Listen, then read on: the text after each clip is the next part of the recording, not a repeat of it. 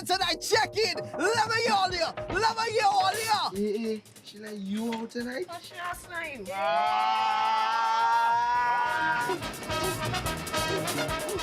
Bash you quickly. You're not getting my money, boy.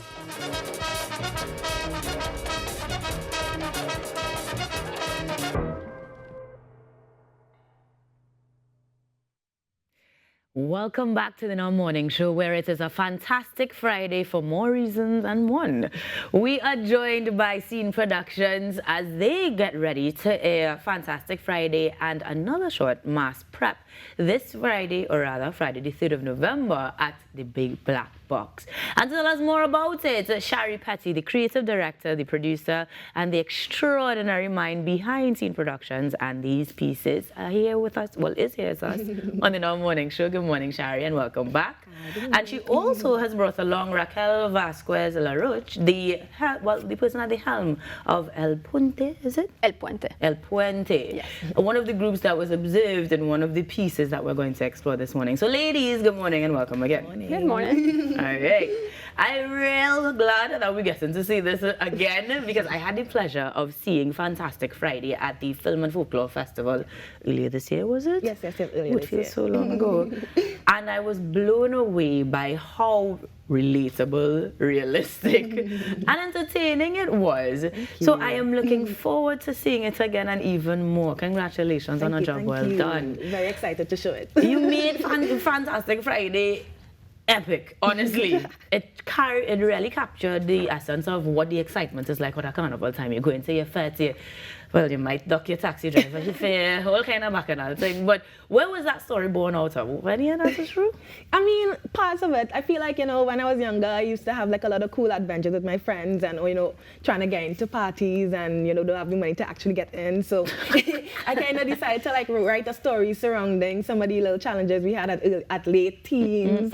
Just trying to have fun and be out there, experiencing the culture basically. It's kind of based off of the relationship I have with Joel, who actually is in as a radio announcer, and another friend of mine named Oma, how we used to lime all the time, and I kind of just made it into something fictional. Fictional, she says. Allegedly. I think the less fictional would have been mass prep, rather. Yes. And in terms of mass prep, granted that this is your actual area, Raquel, in terms of your actual group, how much of this was fiction, how much of this was fact? So what was that experience like? This was 100% fact. Yes. Nice. So the name of our project is called El Puente. It was an initiative from UNDP. We won the competition. With the grant, we were able to create Kiddies Carnival and also adults. Right. Yeah. So the name of the band is Bora Kids.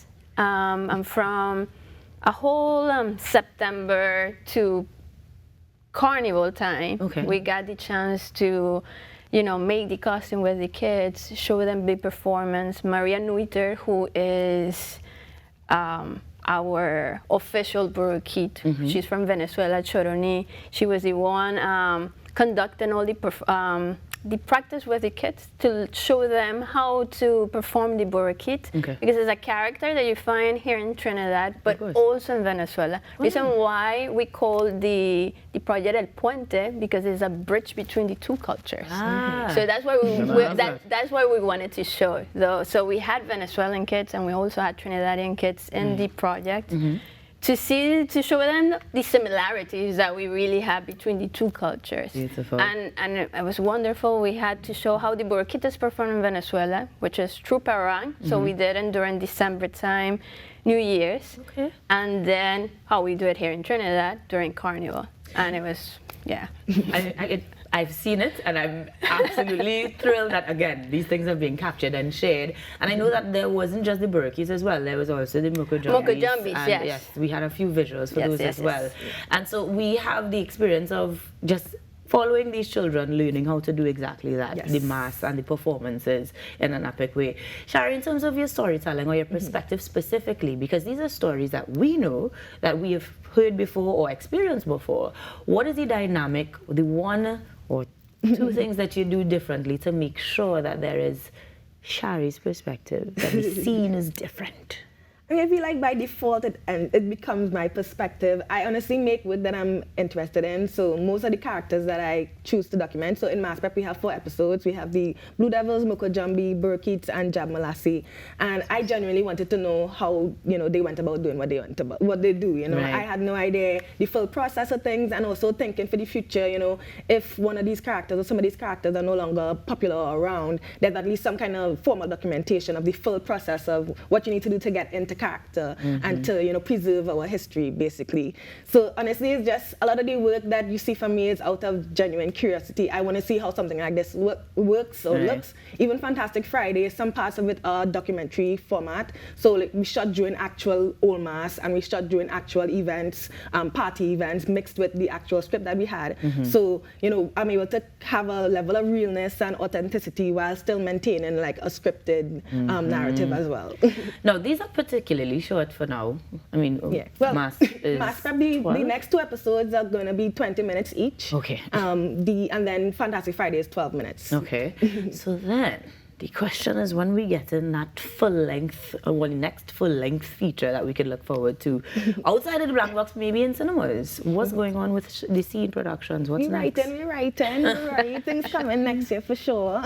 Things takes time. And also, I just wanted to mention the sponsors to support it these last couple episodes, because, Punchin was definitely involved. And I think, being involved makes sense because of how a lot of the characters use it in their rituals. So I was really happy to have them on board. Film TT is also on board, and the Ministry of Tourism, Culture and the Arts as well. So really grateful that we're able to, support, with the artists and also the crew financially, and still make the kind of work that we want to make.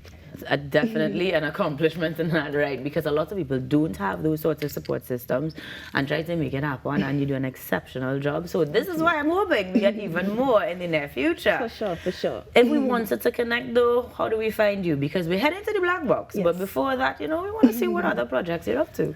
Yes, you could see my projects on Scene's Instagram at Scene Presents, or Facebook and Twitter as well, or you could follow me at Shari Petty. If you want to get tickets for this, then it's Island E. But in terms of like seeing more of the work and being updated in terms of how the screening is going and the different things you can expect, because we do have an after party, we have cocktails, like free cocktails on entry. Who's your DJ? We have things. We'll leave that up to you. But guys, we are getting ready to head to the Big Back Box on Friday the 3rd of November and view not just versions of us telling stories, but documentaries of our heritage and culture. Shari Petty is here from Scene Productions, and she's going to keep doing it, so you guys need to join her in that endeavor. And for now, we will find out more about who's the DJ at the after party during the break and come back with Morning on Morning Show. Stick around, guys.